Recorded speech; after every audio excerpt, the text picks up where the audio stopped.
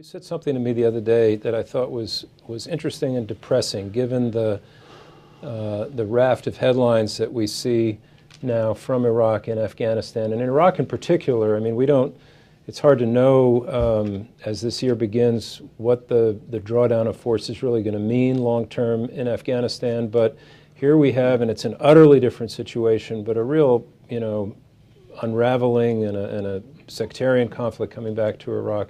You said that so many of the soldiers you've come to know wish that they were veterans of a war like World War II.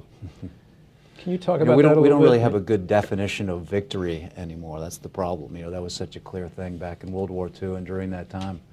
And now we know that covering the war as journalists, we don't know where the bombs are.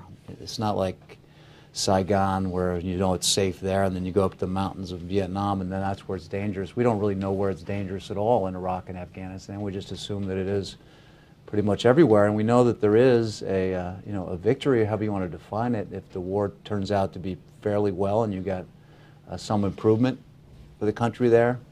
We know that those that were the so-called enemy, the insurgents, are not going to end their attacks because they don't need to stop anymore.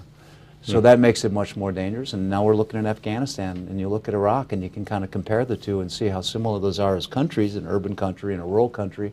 Are they very similar? But we're going to see what happens when we withdraw out of Afghanistan, and hopefully it's not the same situation that happened when we pulled out of Iraq itself.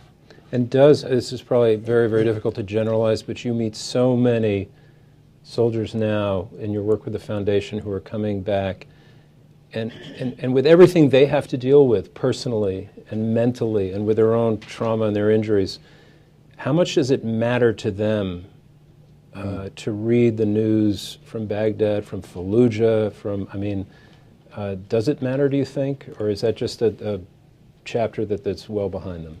Well, the perfect world would be they had a victory like we did in wars long ago. Mm-hmm.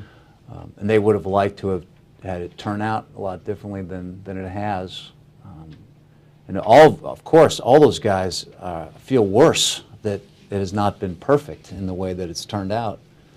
So yeah, it's affected them. I think a lot of them are now just returning to a new life now. They want to the most important thing to them now is to try to get jobs and get back to normal and have their wives and their families and their children, get used to them again, and largely it's the transition back into our world here in the U.S. after they served so many deployments in Iraq and Afghanistan. They just want to get back to normal again. That's the biggest concern.